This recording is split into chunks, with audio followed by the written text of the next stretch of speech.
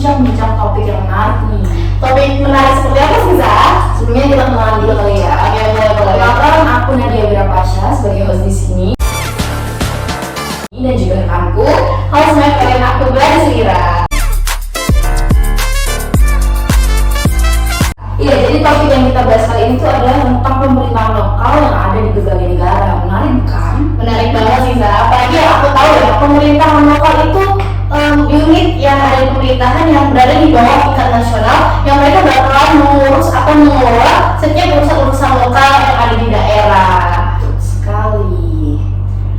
Oke, kita punya narasumber nih hari ini buat bantu kita di podcast kali ini nih. Ya, jadi kita ada narasumber yang akan menyampaikan pandangannya terkait 3 negara ini. Nah, 3 narasumber kita ini akan mewakili untuk membahas 3 negara yang kita bahas di podcast kali ini. Yang pertama negara kita sendiri yaitu negara Indonesia. Yang kedua adalah Amerika dan yang ketiga adalah Norwegia. Nah, sebelum itu kita bisa perkenalan dulu ya sama ketiga narasumber kita. Mungkin dari yang sebelah kiri saya nih, mungkin boleh perkenalan dulu, Kak. Halo semuanya, perkenalkan nama aku Silva Atmeji Putri dan aku di sini akan membahas tentang pemerintahan lokal dari Amerika Serikat. Halo semuanya. Halo semuanya di Sela. Biasanya dipanggil Sela. Di sini aku akan bahas tentang negara Norwegia. Aku di sini Hatani Ayu untuk membahas pemerintahan lokal dari negara Indonesia. Oke, kita udah kenalan nih. Oke, kita bisa langsung masuk ya pembahasan pertama. Tapi untuk pembahasan yang pertama kita mulai dari yang ringan-ringan dulu kali ya. Iya. Mungkin kita bisa bahas pertama itu tentang sistem pemerintahan dulu ya. Mungkin boleh nih kita penasaran nih dari sistem pemerintahan yang ada di negara kita sendiri. Mungkin dari Indonesia nih gimana ya? Boleh dijelasin mungkin sistem pemerintahannya gimana? Oke, negara Indonesia sendiri itu memiliki sistem pemerintahan yang dikategorikan sebagai sistem presidensial. Nah, sistem presidensial itu di mana presiden bertugas sebagai kepala negara sekaligus kepala pemerintahan. Dengan sistem presidensial ini, lembaga eksekutif bukan bagian dari lembaga legislatif, sehingga tidak dapat diberhentikan oleh lembaga legislatif kecuali melalui mekanisme pemakzulan. Di sisi lain, presiden tidak dapat membubarkan parlemen. Bentuk pemerintahan Republik Indonesia sendiri merupakan pemerintahan yang pada kekuasaannya berasal dari rakyat. Indonesia berbentuk republik sendiri yang menganut demokrasi, yakni menjalankan pemilu dengan asas langsung, umum, dan rahasia yang bisa memilih kepala negaranya sendiri. Wah, oke. Jadi pada dasarnya bentuk sistem pemerintahan Indonesia itu mandatnya berasal dari rakyatnya ya. Iya, benar sekali. Bicara tentang sistem pemerintahannya, kita juga jadi penasaran nih saya. Gimana sih otonomi serta kewenangan yang ada di negara Indonesia? Mungkin boleh bantu jelasin juga nih.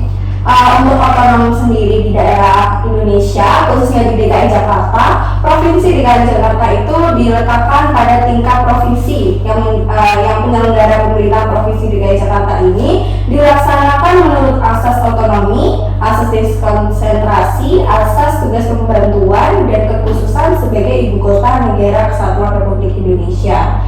Kemudian untuk kewenangan pemerintah provinsi DKI Jakarta sendiri sebagai daerah otonom mencakup seluruh urusan pemerintahan kecuali sebagai urusan politik luar negeri, pertahanan, keamanan, justisi, moneter dan fiskal nasional, agama serta bagian-bagian dari urusan pemerintahan lain yang menjadi wewenang pemerintahan. Nah, ini sudah diatur dalam urusan pemerintahan lainnya yang diatur dalam Undang-Undang Nomor 29 Tahun 2007.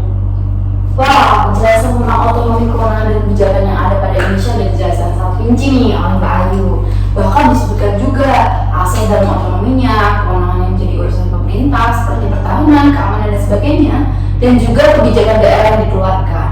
Setelah kita bahas sistem pemerintahan di negara Indonesia, sekarang dari negara Amerika Serikat sendiri di mana nih?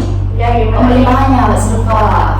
Jadi sama seperti negara Indonesia, Amerika Serikat itu memiliki sistem pemerintahan presidensial di mana presiden itu sebagai kepala negara sekaligus kepala pemerintahan yang memiliki kekuasaan eksekutif independen dan tidak tergantung pada badan legislatif atau parlemen atau kongres. Nah, presiden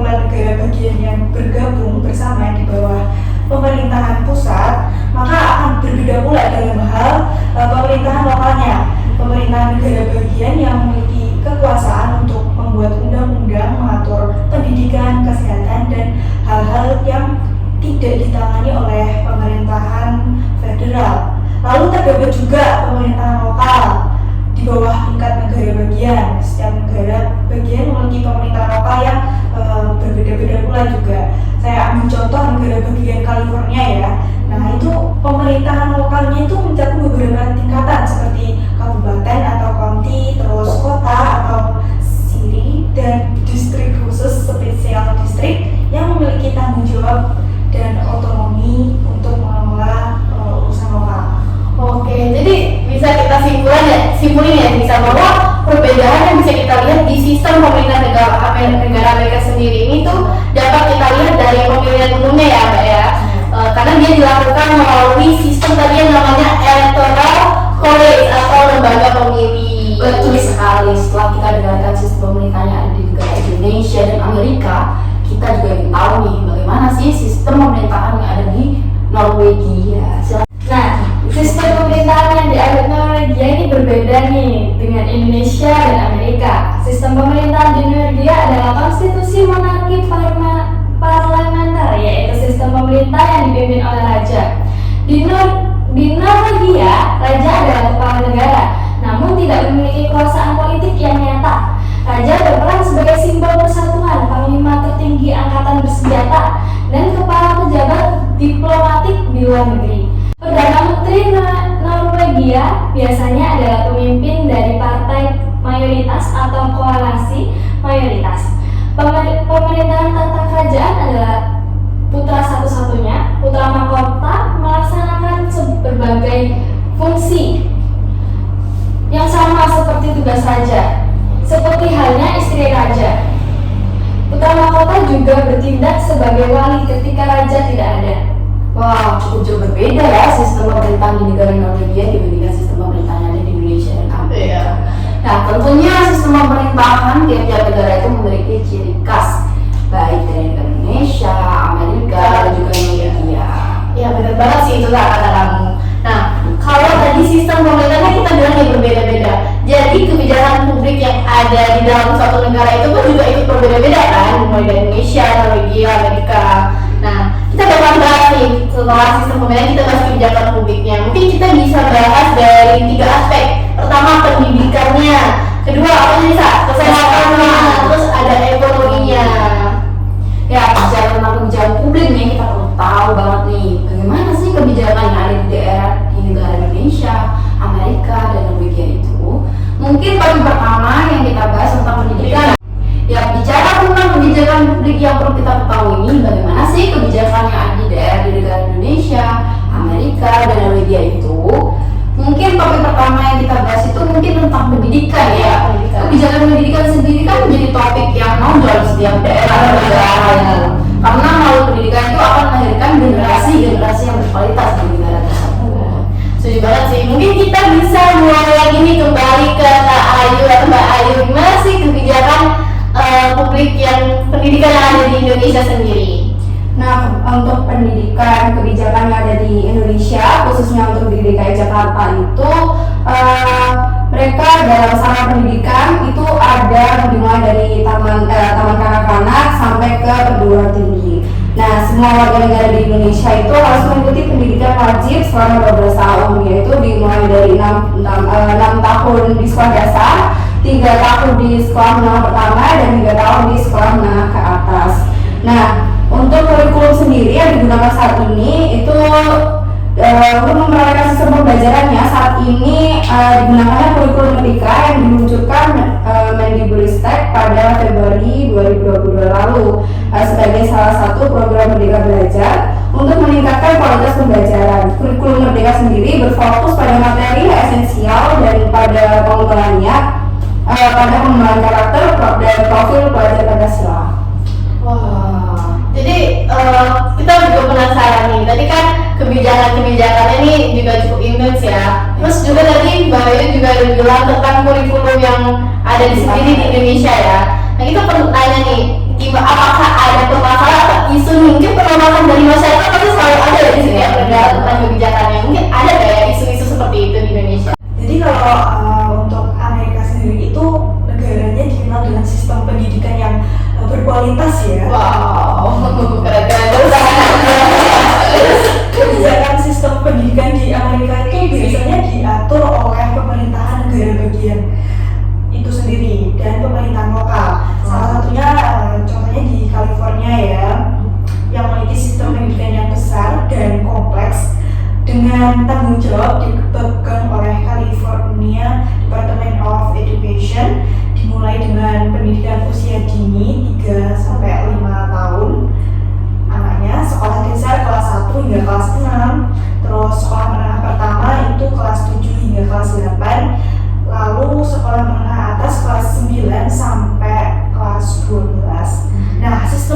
pendidikan ini tuh memiliki karakteristik yang sedikit unik ya, yaitu kompetisi. Di sini siswa itu seringkali dibangun dalam persaingan, di mana mereka itu saling berlomba untuk meraih prestasi. Nah, setiap siswa itu diharapkan mampu mengambil beragam mata pelajaran, termasuk matematika, ilmu pengetahuan, bahasa, seni, olahraga, dan sebagainya. Meskipun memberikan kebiasaan, namun ini juga berarti siswa itu harus mampu menghadapi beban belajar yang lebih berat. Meskipun memiliki sistem pendidikan yang berkualitas juga, masih terdapat kesenjangan pendidikan antara kelompok sosial ekonomi yang berbeda. Siswa dari keluarga ekonomi rendah seringkali menghadapi tantangan akses dan kecenderungan untuk memiliki kualitas pendidikan yang lebih rendah. Hal ini merupakan salah satu tantangan yang perlu diperhatikan oleh lembaga pendidikan di Amerika. Nah, lalu pemerintah dan lembaga pendidikan di Amerika terus berupaya untuk meningkatkan penggunaan teknologi dalam proses pembelajaran agar siswa dapat lebih siap menghadapi tantangan dunia digital yang semakin berkembang. Sistem pendidikan yang menawarkan kurikulum yang diversifikasi, yang berarti siswa memiliki banyak pilihan untuk memilih mata pelajaran yang ingin mereka pelajari. Ini memungkinkan siswa untuk mengeksplorasi minat dan bakat mereka serta mempersiapkan karir mereka di masa depan. Wah, jadi sistem pendidikan di Amerika Serikat ini sudah sangat maju ya, bisa dibilang negara yang misalkan ilmu ya. Tapi walaupun maju pendidikannya tetap adalah tantangan tersendiri. Baik setelah kita mendengar tentang kebijakan sistem pendidikan di Amerika, kita beralih ke sistem pendidikan yang ada di negara Norwegia nih. Kira-kira bagaimana Mbak Stella tentang kebijakan sistem pendidikan yang ada di Norwegia? Nah, kalau sistem pendidikan di Norwegia ini terdiri dari beberapa jenjang, mulai dari pendidikan anak usia dini hingga pendidikan tinggi. Pendidikan anak usia dini di Norwegia mencakup anak-anak berusia 1 hingga 5 tahun atau taman kanak-kanak, berfokus pada perkembangan sosial, emosional, dan kognitif anak-anak melalui permainan dan kegiatan yang menyenangkan. Pemerintahan Norwegia mendukung pendidikan anak usia dini dan memberikan subsidi besar untuk memastikan akses yang luas. Pendidikan dasar di Norwegia berlangsung selama 10 tahun dan terbagi menjadi 2 tahap. Untuk anak-anak berusia 6 hingga 13 tahun, kelas 1 hingga 7. Untuk remaja berusia 13 hingga 16 tahun, untuk kelas 8 hingga kelas 10, kurikulum pendidikan dasar mencakup berbagai mata pelajaran seperti bahasa Norwegia, matematika, sains, seni, dan olahraga, serta bahasa Inggris. Berbagai bahasa asing, serta menyelesaikan pendidikan dasar, siswa dapat melanjutkan ke pendidikan menengah atas yang berlangsung selama 3 tahun, yaitu kelas 11 hingga kelas 13. Pendidikan menengah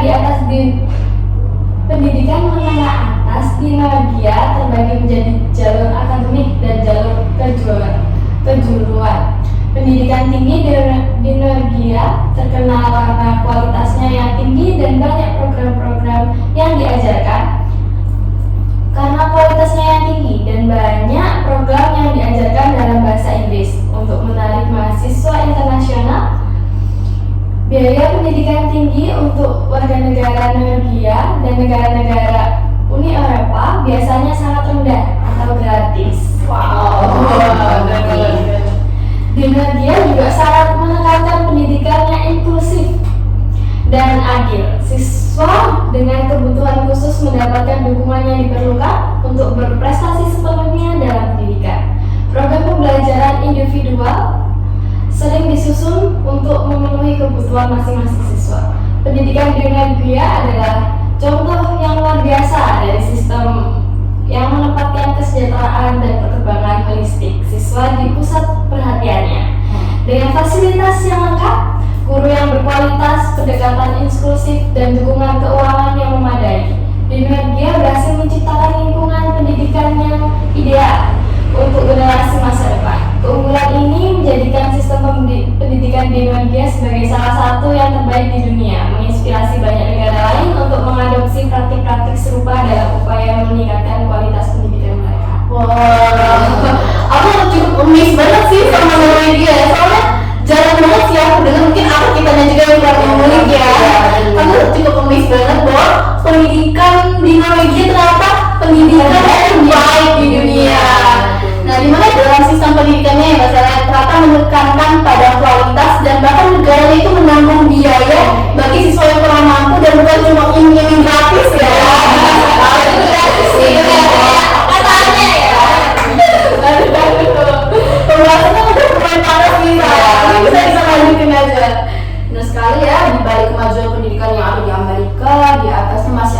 Norwegia yang sistemnya terbaik di dunia. Setelah kita berbincang-bincang tentang sistem pendidikan di ketiga negara, ada hal lain yang menarik nih. Apa tuh, Kak? Untuk kita bahaskan adalah mengenai masalah kebijakan di bidang kesehatan di tiap-tiap negara nih. Oke, kita mungkin maaf ya balik lagi ke awal kita mungkin bisa masuk tanya terakhir ya. Apa Facebook saya sama negara Indonesia nih? Mungkin gimana Pak Ayu ke sistem kesehatan yang ada di Indonesia sendiri? Kalau untuk sistem kesehatan yang ada di Indonesia sendiri, khususnya DKI Jakarta, pelayanan kesehatan di Jakarta ini dikembangkan sebagai upaya promotif, preventif, kuratif, dan rehabilitatif yang dilakukan antara lain melalui penyediaan fasilitas pelayanan kesehatan mencakup puskesmas, rumah sakit, pemerintah dan swasta, klinik, serta sarana kefarmasian dan alat kesehatan. Pemerintah ini berupaya dalam memberikan jaminan kesehatan bagi seluruh warga Indonesia. Secara kelembagaan, jaminan kesehatan ini dikelola melalui BPJS atau Badan Penyelenggara Jaminan Sosial Kesehatan. Program ini berlaku secara nasional dan masyarakat Jakarta bisa menerima layanan ini. Seluruh RSUD di Jakarta ini sudah bekerja sama dengan BPJS Kesehatan. Selain itu, beberapa rumah sakit swasta juga di Jakarta juga menerima dari pasien BPJS itu sendiri. Menerima manfaat BPJS itu, bagaimana cara mendapat manfaat pelayanan BPJS itu sendiri. Jadi, guna menerima manfaat dari program kesehatan BPJS Kesehatan ini, warga harus membayar iuran rutin secara bulanan yang bisa ditanggung oleh pribadi maupun institusi pekerjaan. Oh iya, benar-benar. Terima kasih ya penjelasannya Mbak Ayu. Kira-kira setelah adanya program BPJS itu masih adakah permasalahan atau isu tentang pelayanan kesehatan di DKI Jakarta atau sudah berjalan cukup baik? Sebenarnya kalau isu kesehatan di DKI Jakarta ini tidak jauh dari adanya kemiskinan pada kelompok lansia yang turut mempengaruhi terbatasnya akses terhadap fasilitas kesehatan. Nah, ditujukan melalui data lansia miskin di Provinsi DKI Jakarta yang berdasarkan pada Susenas 2015 hingga 2019. Nah, penyelenggaraan pelayanan kesehatan di DKI Jakarta saat ini masih dilakukan secara sektoral oleh Dinas Kesehatan Provinsi DKI Jakarta dengan pembiayaan yang dialokasikan untuk melaksanakan berbagai upaya kesehatan yang diperlukan oleh perorangan, keluarga kelompok, dan masyarakat. Di samping fasilitas kesehatan, faktor penting lain yang mempengaruhi derajat kesehatan penduduk adalah sumber daya manusianya. Kesehatan karena ini keberhasilan layanan dari program diselenggarakan ini, fasilitas kesehatan bergantung pada pengetahuan, keterampilan, dan jumlah memadai tenaga kesehatannya. Oleh karena itu, komposisi tenaga kesehatan itu perlu menyesuaikan ya dengan pergeseran paradigma layanan kesehatan tersebut dengan menambah tenaga kesehatan yang dapat lebih berperan dan memadai untuk masyarakat yang mungkin saat ini kurang mampu untuk melakukan pembiayaan kesehatan.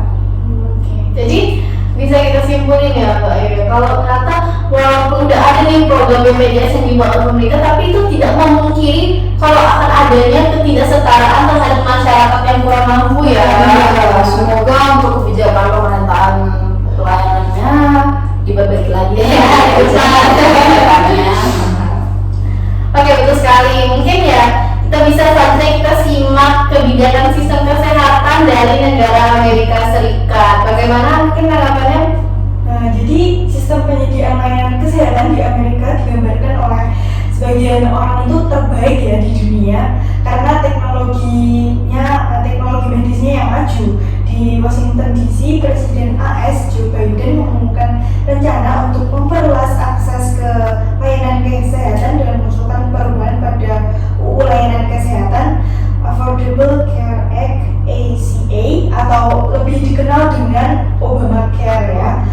Perubahan itu akan memungkinkan jutaan lagi keluarga Amerika yang memiliki asuransi kesehatan dan memperoleh keringanan pajak guna menutup biayanya ya.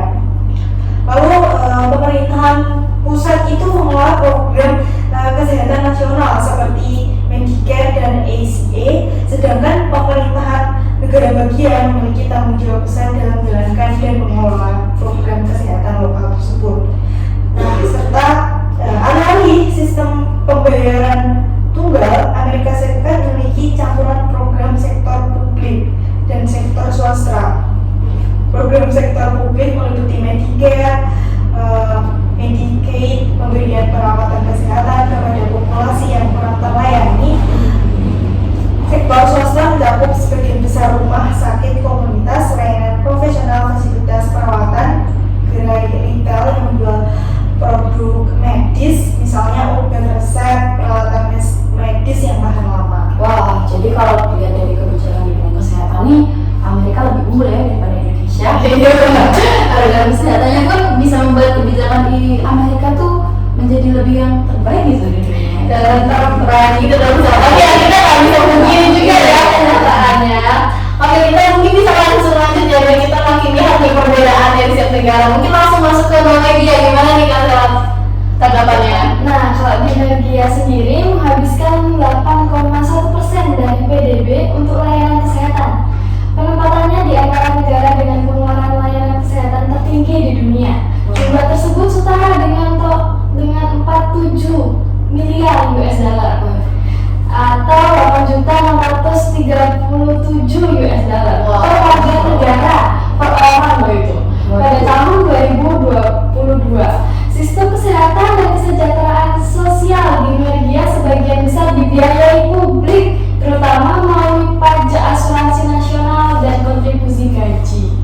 Warga negara membutuhkan perawatan medis di Norwegia dijamin mendapat perawatan medis dan biaya penggunaan dibatasi. Tidak seorang pun membayar lebih dari sekitar 250 US dollar per tahun untuk layanan kesehatan publik.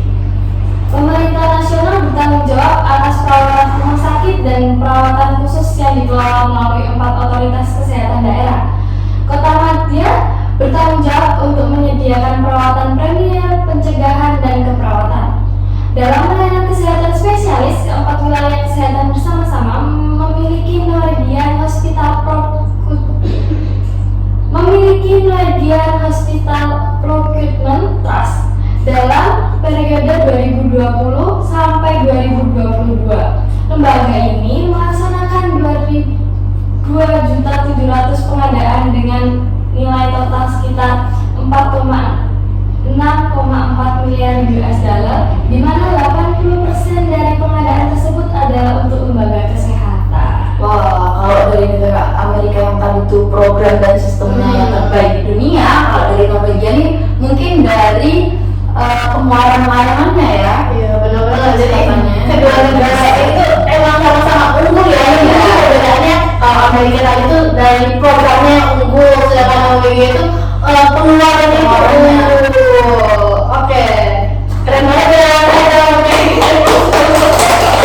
Oke, jadi setelah kita bincang-bincang tentang pendidikan, terus juga tadi kesehatannya, mungkin kita bakal masuk ke pembicaraan yang cukup berat nih. Kita masuk ke dalam topik perekonomian negara. Cukup berat ya. Kita bahas pelan-pelan aja sih, Bang. Mungkin dari ketiga negara ini mungkin kita balik lagi ke Indonesia. Gimana nih, Bayu? Kebijakan ekonomi sendiri yang ada di DKI Jakarta, APBD DKI Jakarta ini pada tahun 2024 yang disahkan melalui Peraturan Daerah Provinsi DKI Jakarta nomor 6 tahun 2023 secara resmi menentukan besaran anggaran dari Pemprov DKI Jakarta ini sebesar 81,71 triliun rupiah. Nah, program dari kebijakan Pemprov DKI Jakarta ini diprioritaskan yang akan berdampak langsung bagi layanan publik, seperti penanganan banjir, penanganan kemacetan, akselerasi pertumbuhan ekonomi, penanggulangan kemiskinan, penanggulangan stunting, dan penguatan nilai demokrasi. Nah, pajak daerah DKI Jakarta ini merupakan sumber pendapatan vital bagi pemerintahan daerah dalam mendukung pembangunan ekonomi lokal. Pemerintahan Provinsi DKI Jakarta di tahun 2024 ini memberikan kebijakan yang berupa pemberian keringanan atau pengurangan dan pembebasan atas pokok pajak dan sanksi pajak serta fasilitas angsuran pembayaran pajak terutang yang bertujuan selain untuk membantu mengurangi beban wajib pajak dalam menunaikan kewajiban perpajakan, juga untuk menjaga daya beli masyarakat, sehingga tujuan dalam menghibur penerimaan pajak daerah khususnya PBB, P2 dapat terrealisasikan secara optimal. Nah, Gubernur DKI Jakarta sendiri, Anies Baswedan, menjelaskan dengan hadirnya kebijakan kebijakan ini, maka pembangunan yang nilainya di bawah 22 miliar itu bisa dibebaskan dari PBB. Jadi kalau pendidikan di Indonesia tadi bahkan kesehatannya ada isu sendiri. Mungkin kita mau nanya juga sih, mungkin dari perekonomian nih, apakah ada isu-isu tersendiri juga di Indonesia? Apakah isu itu isu yang besar atau bagaimana, Mbak? Ini mungkin bukan jadi rahasia lagi ya. Jakarta itu merupakan daerah yang tingkat pertumbuhan ekonominya cukup pesat untuk di Indonesia. Perekonomian Jakarta terutama ditunjang oleh sektor perdagangan, jasa, properti, industri kreatif, dan keuangan. Nah, beberapa sentra perdagangan di Jakarta yang menjadi tempat perputaran uang cukup besar itu adalah di area kawasan Tanah Abang dan Glodok. Nah, kapitalisasi pasar bursa efek Indonesia telah mencapai mencapai 510,98 miliar US dollar atau nomor 2 tertinggi di kawasan ASEAN sebagai pusat perekonomian Indonesia. Jakarta bukan sebagai pusat perdagangan dari penjuru wilayah, tetapi Jakarta juga memfasilitasi pembangunan ekonomi di sebagian besar Jawa Barat seperti Bandung Raya, Priangan Timur, Lembaga sebagai Banten meliputi kota Cilegon, Serang, Lebak, serta Pandeglang seperti Kalimantan Barat, Jawa Tengah, Daerah Istimewa Yogyakarta, dan Pulau Sumatera. Nah, pada tahun 2012 sendiri, pendapatan per kapita masyarakat Jakarta itu sebesar 110,46 juta per tahunnya. Nah, kekayaan mereka ini terutama ditopang oleh kenaikan harga saham serta properti yang cukup signifikan saat ini. Jakarta merupakan kota dengan tingkat pertumbuhan harga properti mewah yang tertinggi di dunia, yakni mencapai 38,1%. Wah, kalau di bidang ekonomi mungkin Jakarta atau Indonesia ini agak unggul ya. Ya, agak unggul. Khususnya di Jakarta itu dalam soal perekonomiannya berkembang cukup besar. Iya, benar. Kan harga properti yang tadi disebutkan Mbak Ayu tertinggi di dunia. BSP ya. Dan dilihat juga tidak sedikit orang-orang yang pindah ke Jakarta untuk melamar pekerjaan. Oke, setelah mendengar perekonomian di Indonesia nih, kita juga jadi penasaran Amerika Serikat juga nggak kalah unggul nggak dari Indonesia nih. Nih, jadi perekonomian di Amerika Serikat itu jadi kiblat ekonomi dunia nih. Karena perekonomian Amerika Serikat itu terbesar di dunia dan dapat ditinjau dari berbagai perspektif mulai produktivitas, pengembangan riset dan teknologi hingga inovasi. Pada tahun 2023, wilayah metropolitan Washington termasuk distrik Columbia serta beberapa bagian Virginia, Maryland, dan Virginia Barat merupakan salah satu ekonomi metropolitan terbesar negara ini. Ekonominya itu yang berkembang dan beragam, memiliki presentasi pekerjaan jasa profesional dan bisnis yang semakin meningkat. Selain pekerjaan yang lebih tradisional, ada pada pariwisata, hiburan, dan pemerintahan.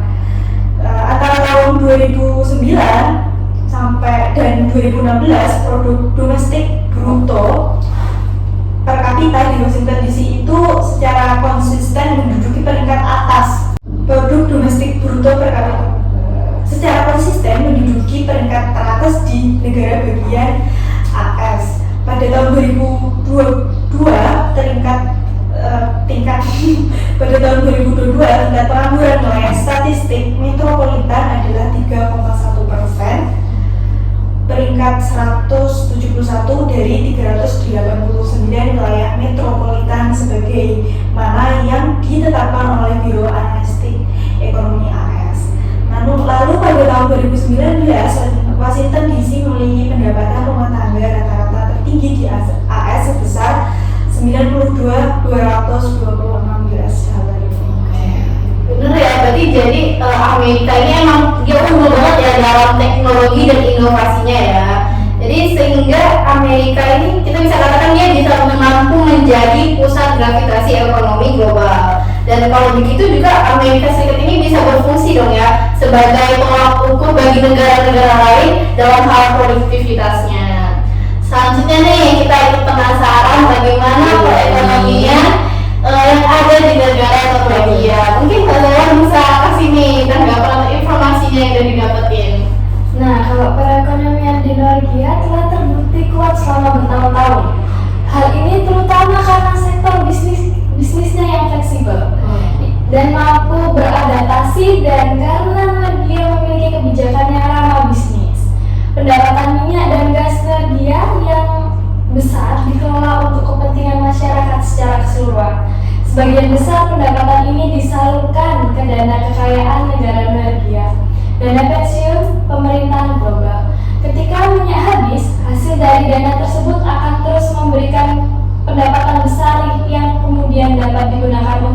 memberi manfaat bagi penduduk. Perekonomian Norwegia adalah ekonomi campuran yang sangat maju dengan kepemilikan negara di area-area strategis. Meskipun sensitif terhadap siklus bisnis global, perekonomian Norwegia telah menunjukkan pertumbuhan yang kuat sejak dimulainya era industri. Negara ini memiliki standar hidup yang sangat tinggi dibandingkan dengan negara-negara Eropa lainnya. Sistem manufaktur dan kesejahteraan modern Norwegia bergantung pada cadangan keuangan yang dihasilkan oleh eksploitasi sumber daya alam, khususnya minyak laut utara. Wah, ternyata bukan hanya di bidang kesehatan aja ya, di bidang ekonomi pun Norwegia perekonomiannya juga sangat maju dan juga mementingkan kepentingan masyarakatnya. Baik, nggak terasa ya, kita udah dari ya perbincangan hari ini, bener banget. Tadi setelah kita udah bahas banyak sekali dari topik-topik yang pertama sampai dulu tiba-tiba membludak ya. Info-info yang kita dapetin juga dari 3 narasumber kita itu keren-keren banget, dan bahkan kita bisa dapat info baru nih dari informasi yang tadi sampaikan, mulai tadi dari 3 negara ya, Indonesia, Amerika, Norwegia, dan juga tadi selain bahas sistem pemerintahannya, kita juga bahas kebijakan-kebijakan yang ada di negara tersebut ya. Ternyata kebijakan-kebijakannya ada plus minusnya, ada yang lebih unggul, ada yang mungkin masih banyak yang harus diperbaiki, bener ya Sarah? Apalagi untuk negara Indonesia. Oke, baik, terima kasih kepada Mbak Ayu, Mbak Silva, dan Mbak Sela yang sudah meluangkan waktunya untuk menjadi narasumber di podcast hari ini. Sukses selalu untuk kedepannya, dan saatnya kita menanti